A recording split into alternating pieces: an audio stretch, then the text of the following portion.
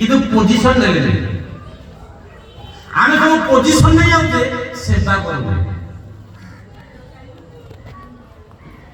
আমার পজিশন দরকার president manager accountant সেবা করবো আর সেবা করবো কি ভরত মহারাজ শিখলে কোন ଫାସିଲିଟି କିଛି ମିଳିନି ରଜାର କିନ୍ତୁ ରାଜ୍ୟକୁ ବଢିଆ ଭାବରେ ସମ୍ଭାଳିଲେ ସେ ଚେୟାରରେ ବସିବେନି ସେ ପାଦୁକା ନେଇକି ଥୋଇଦେଲେ କୋଉଠି ଚେୟାର ଉପରେ ଆଉ ରାଜ୍ୟକୁ ରାଜୁତି କଲେ ବଢିଆ ଆକାରରେ କିନ୍ତୁ ସ୍ଥାନରେ ବସିଲେ ଫାସିଲିଟି ମିଳିନି मते सोफा दरकार मते एसी दरकार मते एया दरकार मते एया दरकार अरे व्हाट इज द फैसिलिटी बिना फैसिलिटी रे भरत महाराज 14 वर्ष काल वनवास करते संभाल किंतु चित्रकूट फेला बेले रामचंद्र को कहिले गोटे कथा बोले भाई ठीक अछि जाऊ 14 वर्ष যদি গোটিয়ে ଅଧିକା ହେଇଯିବ ଗୋଟିଏ ଦିନ ମତେ ଆପଣ ଆଉ ପାଇବେନି କହିକି ଆସିଥିଲେ କିଏ 14 ବର୍ଷ ଠିକ ଅଛି ଭାଇ ଆପଣ ଯିବେନି ବାପା କଥା ରଖିକି ଆପଣ ଏଠି ସମ୍ଭାଳିକି ରହିବେ ରହନ୍ତୁ ଅସୁବିଧା ନାହିଁ କିନ୍ତୁ 14 ବର୍ଷ ଯଦି ଗୋଟେ ଦିନ ଅଧିକା ହେଇଯିବ ଆପଣ ଆଉ ଭାଇକି ପାଇବେନି କହିକି ଆସିଥିଲେ ଆସିକି ରହିଲେ କୋଉଠି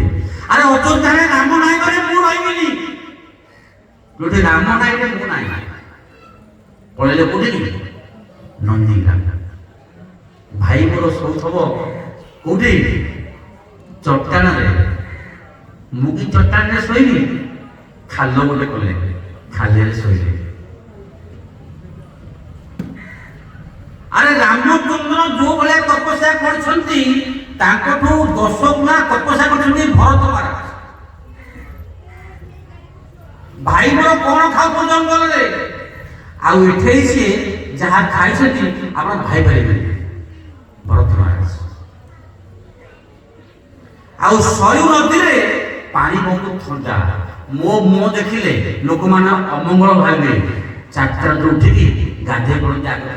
କିଏ ଭରତ ମହାରାଜ ସ୍ଥାନ ଦରକାର ନାହିଁ ସେବା ଦରକାର ପୋଜିସନରୁ କଣ କହିବି ମୁଁ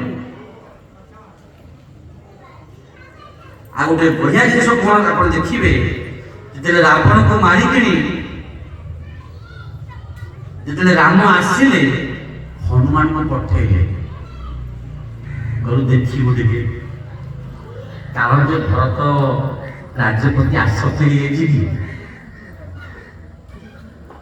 ଆଉ ଭରତ କଣ କରୁଥିଲେ ଜାଣିଛ କୋକେଇ ଆଣୁଥିଲେ କୋକେଇ କଣ ଦେଲେ କୋକେଇ ମାନେ ଯୋଉଥିରେ ମୁଦା ଯିବ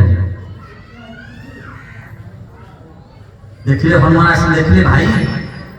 ଦେଖିଲେ ଆସିଲା ସମୟରେ କଣ ଘଟଣା କଣ ନିଆଁ ଜଳେଇକିରି ଭରତ ଅନେଇଛି ଆଉ ଗୋଟେ ଦିନ କହିଥିଲେ ସେ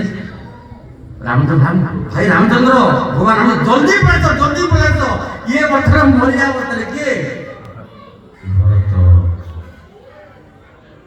ଦେଖନ୍ତୁ କୋଉ ଭଳିଆ ଭାଇ